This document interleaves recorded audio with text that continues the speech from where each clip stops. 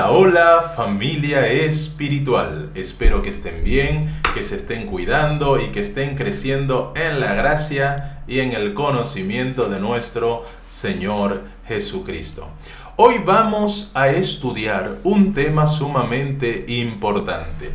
Vamos a hacer un sermón expositivo parte por parte y paso por paso. Así que si te gustaría saber cómo hacer un sermón expositivo junto con la exégesis, quédate mirando este video. Mi nombre es Gabriel Peguero, este es mi canal, te invito a que te puedas suscribir, pero también que le des me gusta. ¿Estás listo? ¡Vamos!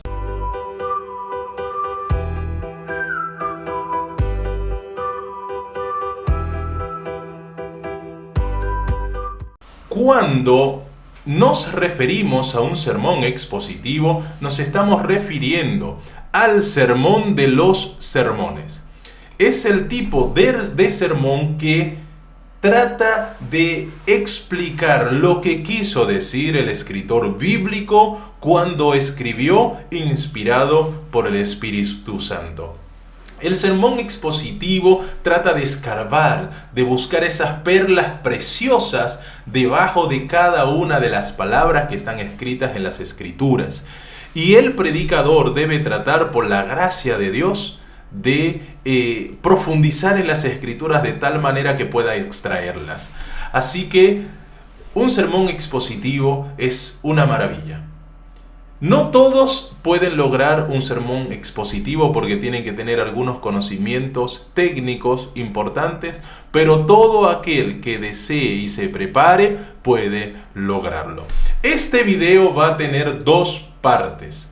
La primera es la exégesis y la segunda el sermón expositivo. Entonces, en esta ocasión vamos a hacer la exégesis del sermón paso por paso. Y luego, a continuación, vamos a hacer el sermón expositivo. ¿Sí? Muy bien. Este sermón, o esta exégesis, se va a llamar el honor perdido. Y está basada en Marcos 10, 46 al 52 y trata sobre la historia de Bartimeo, el ciego, hijo de Timeo. En la exégesis, el primer paso es texto seleccionado, es seleccionar el texto. Técnicamente eso se llama delimitar la perícopa, pero no vamos a complicar con terminologías que no vienen al caso. Entonces vamos a seleccionar el texto. Tú vas a enmarcar qué texto, qué porción de la escritura vas a utilizar y a dónde se va a basar tu sermón. Delimitar, ¿sí? Comienza en el versículo tanto y termina en el versículo tanto. En este caso, nuestra exégesis va a estar en Marcos, el capítulo 10, y la delimitación es del 46 al 52. Entonces, en esta primera parte vamos a buscar el texto griego tal cual aparece en la versión Nestlé Aland, en la 28ª edición, y vamos a poner en esta primera parte del exégesis para tener el texto base en griego. Después de ahí vamos a seleccionar la palabra que queremos profundizar. Los textos que se exponen para el estudio son Marcos capítulo 10, del 46 al 52. Estos textos coinciden con la perícopa del capítulo 10 de Marcos. Un detalle que sirve para delimitar esta perícopa es la palabra kai, y, dado que denota un cambio de lugar, movimiento, escena diferente. Además, el versículo 1 del capítulo 11 comienza diciendo cuando se acercaban a Jerusalén, lo cual muestra un cambio de escena.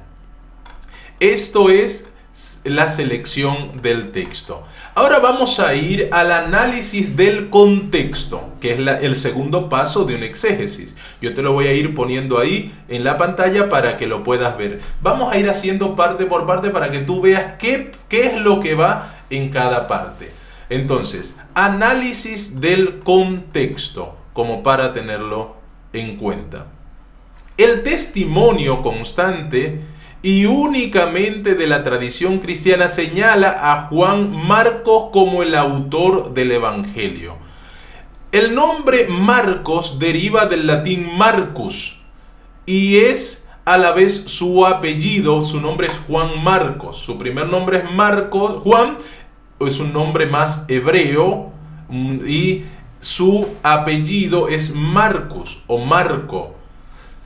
Y el nombre de su madre María, él era sobrino de Bernabé, quien antes había vivido en Chipre, en el hogar de Marcos en Jerusalén. Parece que estaba el aposento alto, según Hechos 13:5, en donde por un tiempo al menos vivieron algunos de los apóstoles después de la resurrección y ascensión de Cristo, y en donde se reunían los miembros de la primera iglesia de Jerusalén, Hechos 12:12.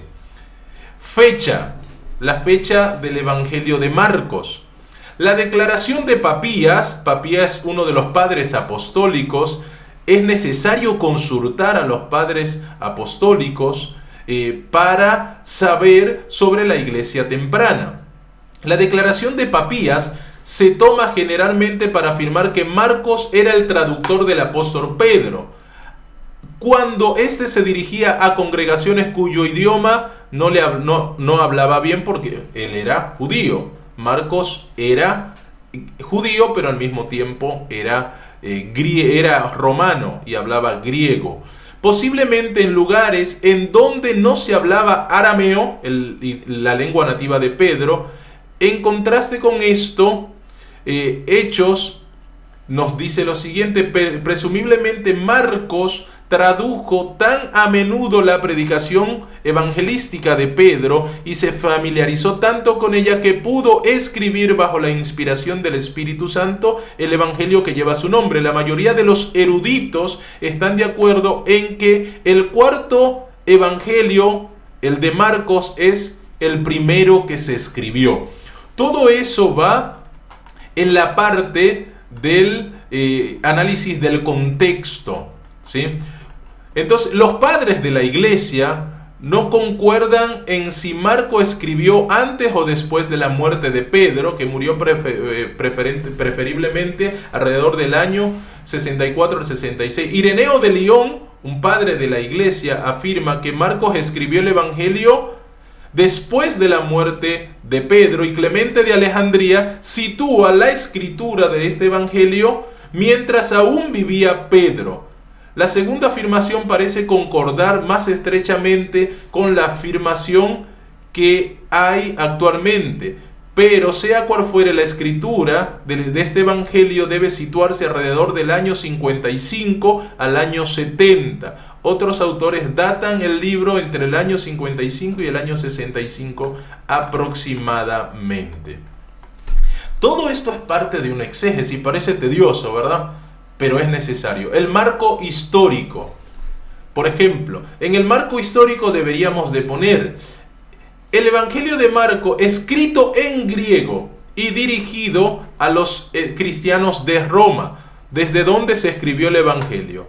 El tema del libro es Cristo, el siervo incansable de Dios y del hombre. Se escribió bajo el gobierno del emperador Tiberio César, donde la unidad de caminos hechos por el imperio, el hablar un solo idioma y un sistema de transporte y comunicación hacía que el antiguo cercano oriente estuviera maduro para recibir el evangelio de Jesús, lo cual hacía que llegar a distintos lugares fuera más seguro y accesible. Se cree por las evidencias neotestamentarias y de los padres de la iglesia que posiblemente mucha de la información de su evangelio la obtuvo del apóstol Pedro. Inclusive algunos autores llaman al Evangelio de Marcos como el Evangelio de Pedro. El consenso general sostiene que es el primer evangelio que se escribió, además del más corto en comparación con Mateo y con Lucas.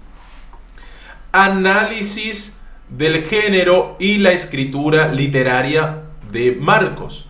Marcos es el más corto de los 4 evangelios, sin embargo, en muchos aspectos es el más ágil y vigoroso de todos.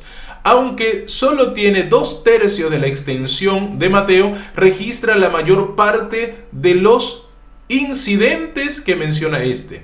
Su estilo es terso, fuerte, incisivo, vívido, pintoresco y a menudo da detalles significativos que no aparecen en los otros evangelios. Marcos estructura su evangelio alrededor de la vida de los viajes de Jesús. Narra el ministerio público de Jesús en Galilea, Judea, terminando en Jerusalén, y así sucesivamente. El género del libro y la escritura literaria. Luego viene el estudio del texto, y ahí viene donde la parte principal de una exégesis. El estudio del Evangelio de Marcos, capítulo 10, del 46 al 52, implica el estudio del texto en su idioma original, en originar algunas palabras significativas y con un alto contenido teológico. Cuando se hace una exégesis para buscar palabras que tengan un alto contenido teológico. No todas las palabras ni todos los textos sirven para hacer una exégesis, porque no todas las palabras tienen un alto contenido teológico. Después veremos cómo utilizaremos todo esto para nuestro sermón. También se nombran algunas palabras con un gran sentido homilético. En la presente exégesis se analizarán 4 palabras con contenido teológico relevante, las cuales Reina Valera 1960 traduce como Bartimeo, Timeo, hijo de David, y recobre la vista. Luego leeremos el texto en castellano tal cual no aparece en Reina Valera 1960 o en la versión que tú elijas. Y una vez que leamos el texto, empezaremos a desmenuzar estas palabras. Primero, Bartimeo. Vamos a ver qué significa esta palabra. Este es un nombre compuesto de 2 palabras y en 2 idiomas diferentes, arameo y griego, Bar y Timaios.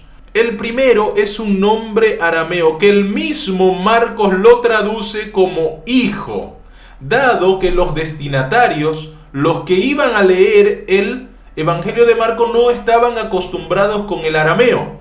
Entonces, Marcos, como sabía en sus destinatarios, traduce el nombre de hijo, Bar, hijo. El segundo es un nombre griego que Marcos no tiene necesidad de traducir porque sus destinatarios conocían el griego. Entonces, Bartimeo es un nombre arameo y un nombre griego. Marcos traduce la primera palabra y la segunda no, porque sus oyentes, sus destinatarios, conocían el significado de Timaios. Timaios significa honorable, ¿sí? O hijo del honorable, de mucha honra, de mucho prestigio. Eso significa Timaios, digno, ¿sí? Esta palabra aparece en el Nuevo Testamento unas 20 veces, la palabra Timaios, con distintas formas y traducida de distintas maneras, siempre dando la intención de algo que tiene mucha estima o mucho valor. Ejemplos, Hebreos 13:4. Con lo cual, distintos autores traducen el nombre del ciego como hijo del honorable. Entonces, ¿qué significa la palabra Bartimeo, hijo del honorable? Por eso es importante una exégesis, querido. Porque una exégesis nos da el significado real de lo que estamos tratando. Entonces, Bartimeo significa hijo del honorable o hijo honorable. Hijo con mucha honra, lo cual nos dice que su mismo nombre era una burla de su condición, alguien que era honorable, pero al mismo tiempo estaba mendigando. Hijo de David es la segunda palabra. El uso de este título estrictamente mesiánico implica cierto grado de reconocimiento de Jesús como el prometido. También implica la idea del Mesías conquistador, un rey de la dinastía davídica que conduciría a Israel a conquistar el mundo. Estoy leyendo. Por otro lado, puede ser que dicha expresión tenga sus raíces en la literatura intertestamentaria. ¿Qué es intertestamentaria? Entre los 2 testamentos, ¿sí? La literatura que se escribió entre Malaquías y Mateo, en nuestra Biblia aparece juntito. Malaquías y Mateo, pero pasaron cerca de 500 años. Entre la literatura de Malaquías, el libro, y el libro de Mateo, se escribió un montón de literatura en el medio. Eso técnicamente y teológicamente se llama literatura intertestamentaria. Dada la similitud de Jesús con Salomón desde su concepción hasta sus poderes para echar fuera demonios, el poder de sanar y conjuros, según los cuales junto con la sabiduría de Salomón recibió de Dios el poder de hacer milagros y realizar exorcismos. Todo eso está en esa literatura intertestamentaria, que si bien no es bíblica, no pertenece al canon, a los 66 libros, sirve para darnos cuenta por qué las personas que vivían en los tiempos de Jesús pensaban de la manera que pensaban. Si uno deja esa literatura de lado, lo que se escribió ahí, entonces uno no entiende muchas terminologías. La otra palabra que vamos a analizar, la última, es anablepso. Sí, anablepso. Al analizar esa palabra, que es recobre la vista, disculpen, a lo mejor la mencioné en griego, pero no en castellano. La palabra para recobrar la vista en griego es anablepso.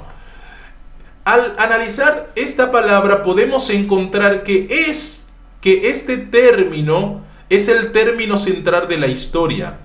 Después de analizar las distintas traducciones, cuando hacemos un exégesis buscamos todas las traducciones bíblicas para ver lo que dicen con respecto a dicho texto. ¿Me dejo entender? Entonces, después de buscar las distintas traducciones, nos damos cuenta que no hacen honor al griego en toda su amplitud. Dado, esta palabra significa literalmente ver de nuevo, lo que denota que Bartimeo veía en algún momento de su vida y que por alguna circunstancia que desconocemos quedó ciego. El diccionario de Alfred Tuggy, un diccionario teológico que se utiliza para exégesis, traduce literalmente como recobrar la vista y se refiere a personas que podían ver antes, pero que por distintas situaciones dejaron de ver. Con lo cual creemos que la traducción que más hace justicia al término anablepso es la traducción del lenguaje actual, que traduce como ver de nuevo. Sin embargo, aunque existe la posible traducción de ver de nuevo aplicado a personas que podían ver, anablepso no debería tomarse así de manera categórica. Pero, dado la fraseología y que en la mayor parte de las ocasiones en que se utiliza anablepso, vamos a utilizar anablepso en ese contexto de personas que podían ver, dado el nombre de Bartimeo y dado la fraseología de las palabras de Jesús y del pedido de Bartimeo. Se podría traducir y parafrasear el texto. Dice: respondiendo Jesús le dijo, ¿qué quieres que te haga? Y el ciego le dijo, maestro, que vuelva a ver otra vez, que vuelva a ver como antes. Entonces, de toda esta exégesis, ¿qué podemos sacar? Que Bartimeo, hijo de Timeo, cuando Jesús le dice, Bartimeo, ¿qué quieres que te haga? Y él responde, Señor, anablepso, Señor, que vuelva a ver como veía antes. Podemos deducir que Bartimeo, en un momento de su vida, no era ciego, veía, pero que por alguna circunstancia quedó ciego, y ese hijo honorable o hijo del honorable, como era su nombre, había perdido la dignidad cuando perdió la vista, y al perder la dignidad también quedó tirado en el camino como un mendigo. Para eso sirve una exégesis. Entonces, de todo esto que hemos estudiado acá, ¿de qué nos sirve? Para que cuando vayamos al texto y vayamos a predicarlo, tengamos el punto central de la historia. ¿De qué era lo que estaba pasando? Entonces hemos descubierto con este exégesis que Bartimeo no es solamente un nombre, sino que es un nombre compuesto de dos idiomas, arameo y griego, Bar y Timaios. Bar, que el mismo Marco traduce como hijo, y Timaios, que es honorable. Hijo honorable o hijo del honorable es el nombre de Bartimeo. ¿Sí? ¿Qué estudiamos? Que el hecho de Bartimeo reconocer a Jesús como el hijo de David, lo estaba reconociendo como el Mesías y estaba ejerciendo fe. ¿Qué más podemos sacar? Que el pedido de Bartimeo era que le devuelva el honor perdido, que le devuelva la dignidad que él una vez tuvo cuando veía y era honorable por su condición, pero que ahora había quedado mendigando porque había perdido la honorabilidad que él tenía. Todo eso es el jugo central del texto y lo podemos sacar con una exégesis. Así que teniendo esto en cuenta, entonces vamos a completar el sermón expositivo, yéndonos a la historia y ver cómo se puede predicar.